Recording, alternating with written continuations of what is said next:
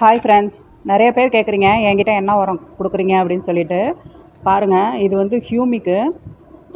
இன்றைக்கி வந்து டே 1. நான் வந்து உங்களுக்கு ரொட்டீனாக சொல்கிறேன் எப்படி கொடுக்குறேன்னு சொல்லிட்டு. இது ஹியூமிக்கு.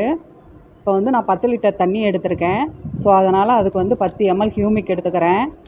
கீழே வச்சு ஊற்றினா எல்லாம் கருப்பாயிடுதுன்னு சொல்லிட்டு டப்பாக்குள்ளே வச்சு ஊற்றுறேன். இது மாதிரி நல்லா வந்து பார்த்திங்கன்னா கலந்துக்கணும்.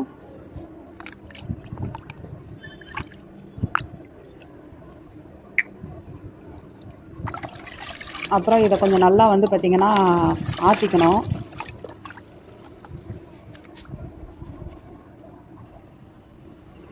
பாருங்கள், இதெல்லாம் சின்ன செடி. இதுக்கு வந்து அரை டப்பா தான் கொடுக்குறேன், அதிகமாகலாம் கொடுக்கல.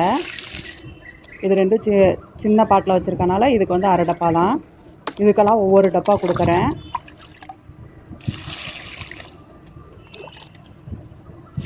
இன்றைக்கி வந்து நான் ஹியூமிக் கொடுத்துருக்கேன். உங்களுக்கு நான் வந்து இந்த வாரம் ஃபுல்லாக எப்படி கொடுக்குறேன் அப்படிங்கிற ஒரு ஷெடியூல் மாதிரி சொல்கிறேன். நான் என் செடிக்கு என்னென்ன கொடுக்குறேன்னு சொல்லிட்டு. ஹியூமிக் வந்து 1 லிட்டர் தண்ணிக்கு 1 mlங்கிற வீதம் 10 லிட்டர் தண்ணிக்கு 10 ml எடுத்திருக்கேன். அதை வந்து எல்லா செடிக்கும் ஒவ்வொரு டப்பா ஊற்றி விட்றேன்.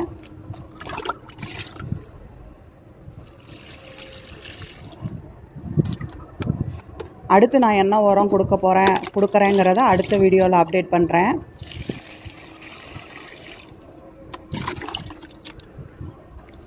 இதெல்லாம் ஊற்றி விட்டு திருப்பி நான் வந்து மேலே தண்ணி தெளித்து விடுவேன்.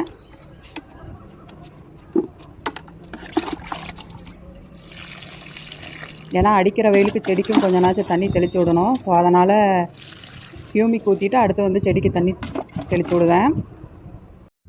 இன்றைக்கி வியாழக்கிழமை சாயந்தரம் 5:30 மணி பார்த்திங்கன்னா நான் கெம் ஸ்ப்ரே பண்ண வந்திருக்கேன்.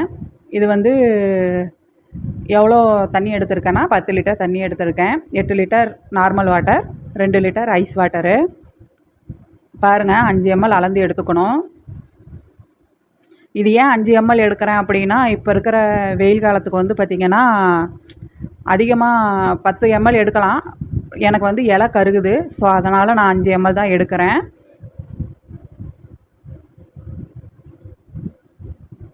அடுத்து வந்து பார்த்திங்கன்னா விம்ஜெல் வந்து எதுக்கு யூஸ் பண்ணுறோம்னா, அந்த இது வந்து போய் ஒட்டிக்கிறதுக்கு அதுக்கு யூஸ் பண்ணுறோம். உங்கள்கிட்ட ஆனால் வந்து பாத்திரம் விளக்குற லிக்விடு தான் ஊற்றணும். வெட்டிங் ஏஜெண்ட் இருந்தாலும் அதுவும் ஊற்றிக்கலாம். என்கிட்ட அது இல்லை. ஸோ அதனால் நான் விம்ஜெல் ஊற்றிக்கிறேன். இது ரெண்டையும் கொஞ்சம் நல்லா மிக்ஸ் பண்ணிக்கணும். மிக்ஸ் பண்ணிவிட்டு இந்த மாதிரி நல்லா ஆற்றிக்கணும். ஏன்னா விம்ஜெல் போட்டிருக்கோம் இல்லைங்களா, அது கொஞ்சம் கரையிறதுக்கு. இந்த மாதிரி நல்லா ஆற்றிட்டு ஒரு ஸ்ப்ரேயரில் ஊற்றி செடியில் நல்லா குளிப்பாட்டி விடுற மாதிரி ஸ்ப்ரே பண்ணணும். என்கிட்ட சின்ன ஸ்ப்ரே தான் இருக்குது. ஸோ அதனால் நான் சின்ன ஸ்ப்ரே வச்சு ஸ்ப்ரே பண்ணுறேன். நல்லா ஃபுல்லாக குளிப்பாட்டி விட்டுறணும் செடியை.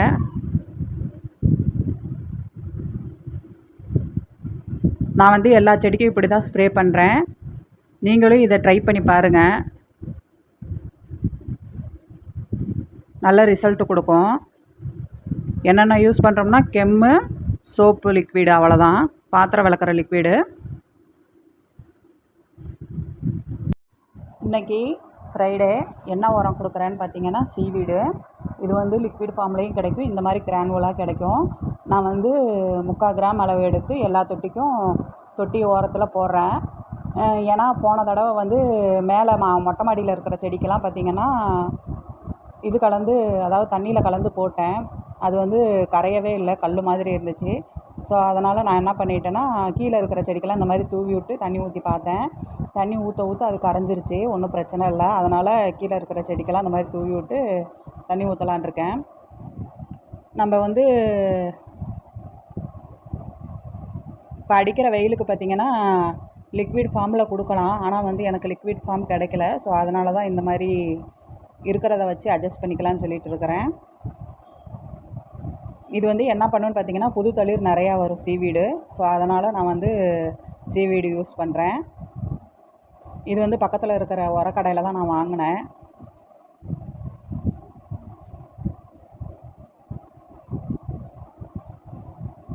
அப்புறமேட்டு பார்த்திங்கன்னா உரம் போட்டதுக்கப்புறம் நல்லா தண்ணி விட்டுறணும். நல்லா தண்ணி விட்டோம்னா தான் அந்த உரத்தை வந்து வேர் வந்து அப்சர்வ் பண்ணி வச்சுக்கும். முடிஞ்ச முடிஞ்ச அளவுக்கு உங்களால் எவ்வளோ தண்ணி ஊற்ற முடியுமோ அந்தளவுக்கு தண்ணி ஊற்றுங்க. நான் வந்து ஒவ்வொரு டப்பா தான் ஊற்றுவேன்.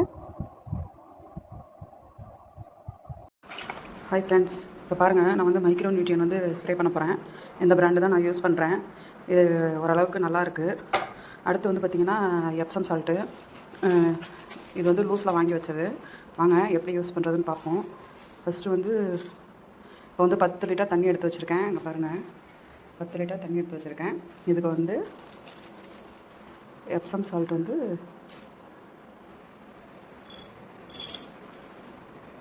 5 கிராம் போதும்.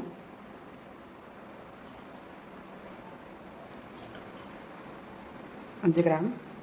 அப்புறம் வந்து மைக்ரோ நியூட்ரியன் பார்த்திங்கன்னா இது ஒரு 10 கிராமு.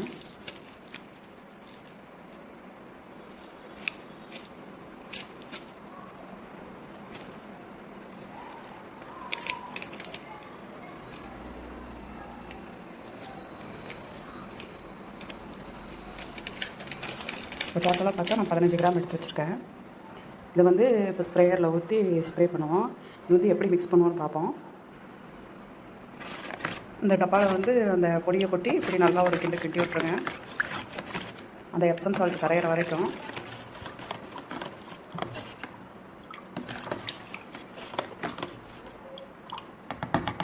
இப்போ ஸ்ப்ரேயரில் ஊற்றி ஸ்ப்ரே பண்ண வேண்டியதான். இப்போ வந்து இதில் ஊற்றிடுங்க. ஊற்றிட்டு நல்லா இப்போ மிக்ஸ் பண்ணிக்கோங்க. மிக்ஸ் பண்ணியாச்சு. அடுத்து வந்து ஸ்ப்ரேயரில் ஊற்றி ஸ்ப்ரே பண்ண வேண்டியதான். இந்த மாதிரி ஸ்ப்ரேயர் வச்சு நல்லா செடிக்கெலாம் வந்து ஸ்ப்ரே பண்ணி விட்ருங்க. அதாவது அதை வந்து குளிப்பாட்டி விடுற மாதிரி ஸ்ப்ரே பண்ணி விடுங்க. இப்போ வந்து நான் லைட்டாக கை பொறுக்கிற அளவுக்கு ஐஸ் தண்ணி கலந்துருக்கேன். நீங்களும் அதையும் கலந்து ட்ரை பண்ணி பாருங்கள். செடிக்கு கொஞ்சம் ஸ்ட்ரெஸ் பூஸ்டராக இருக்கும். மைக்ரோ நியூட்ரியன் எது கொடுக்குறோம்னா கொஞ்சம் செடிக்கெல்லாம் வந்து ஸ்ட்ரெஸ் ஃப்ரீயாக இருக்கும். அதே மாதிரி எப்சம் சால்ட் வந்து இலை கொஞ்சம் நல்லா க்ரீனிஷாக இருக்கிறதுக்கு வச்சுக்கும். நல்லா ஒரு தண்டு கூட விடாமல் எல்லாத்துக்குமே நல்லா ஸ்ப்ரே பண்ணி விட்ருங்க. அப்போ தான் வந்து அதோடய எஃபெக்ட் நல்லாயிருக்கும்.